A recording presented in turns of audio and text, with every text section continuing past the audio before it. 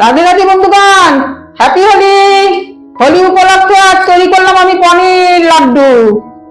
বন্ধুরা চলুন আমি পনির লাড্ডুটা কি করে তৈরি করলাম উপকরণগুলো বুঝিয়ে দেই, তোমাদের দেখিয়ে দেই।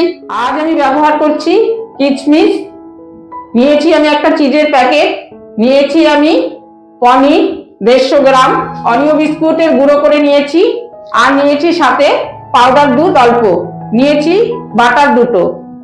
এদিকে নিয়েছি আমি আতপ চাল, ধুয়ে ঝরিয়ে রেখেছি, তার মধ্যে রেখেছি আমি মৌরি, লবঙ্গ, এলাচ, দারচিনি। তার পাশে রেখেছি আমি চিনির গুঁড়ো করে, আর রেখেছি আমি ছোলার ডাল 150 গ্রাম ভিজিয়ে। তাহলে আমার রেসিপিটা শুরু করা যাক। আমি গ্যাসটা ধরিয়ে রেখেছিলাম, আমার কড়াইটাও তেতে গেছে। প্রথমে আমি চাল, মৌরি, লবঙ্গ, এলাচ সবকিছু হালকা করে ভেজে নেব। বন্ধুরা আমি আতপ চাল নিয়েছি আর গোবিন্দভোগ, যাতে লাড্ডুটার মধ্যে খুব সুগন্ধ হয়। আমার আতপ চাল, মৌরি, এলাচ, দারচিনি সবকিছু ভাজা হয়ে গেল, আমি নামিয়ে নিলাম। কড়াইয়ে পরিমাণ মতো অল্প তেল দিলাম। আমি এখন ছোলার ডালটাকে ভেজে নেব। আমার তেলটা তেতে গেছে, অল্প একটু হলুদ দিলাম, ছেড়ে দিলাম ছোলার ডাল ভেজানো গুলো। বন্ধুরা আমার ডালটাও হালকা করে ভেজে নিলাম, আমি এখন নামিয়ে পেস্ট করে নেব। আমি চালও গুঁড়ো করে নিয়েছি, চাল, মৌরি, এলাচ, দারচিনি সব গুঁড়ো করে নিয়েছি, এটাও আমি পেস্ট করে নেব ডালটাকে। পনির টুকরোটাকে আমি ছোট ছোট টুকরো করে নিলাম।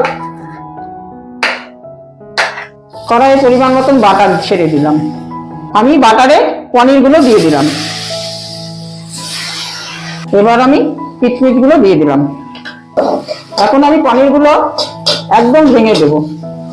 এবার আমি আমার পরিমাণ মতো চিনির গুঁড়ো করে রেখেছিলাম দিয়ে দিলাম। এবার আমি ছোলার ডালটাকে পেস্ট করে নিয়ে এসেছিলাম, ছেড়ে দিলাম।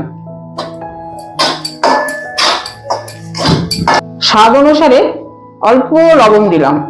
আমি কিন্তু কোনো জল ব্যবহার করিনি, চিনির গুঁড়োটা দেওয়ার পরেই এমন হয়ে গেল। কিন্তু ছেড়ে দিলাম মৌরি, চালের গুঁড়ো, দারচিনি, এলাচ সব গুঁড়োগুলো।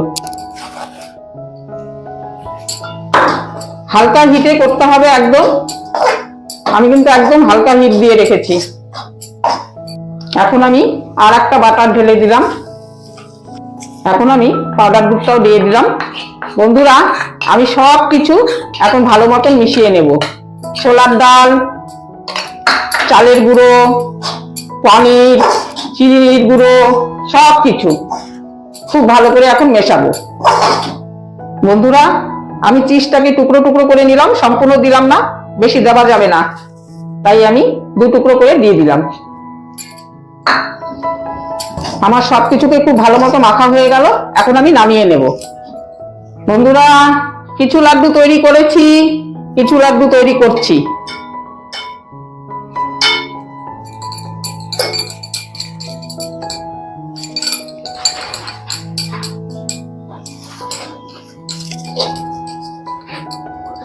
দেখুন বন্ধুরা আমি কি করে বানাচ্ছি। উষ্ণ উষ্ণ গরম থাকতেই কিন্তু বানাতে হবে, ঠান্ডা হয়ে গেলে ঝরঝরে হয়ে যাবে, তাই খুব তাড়াতাড়ি বানাচ্ছি।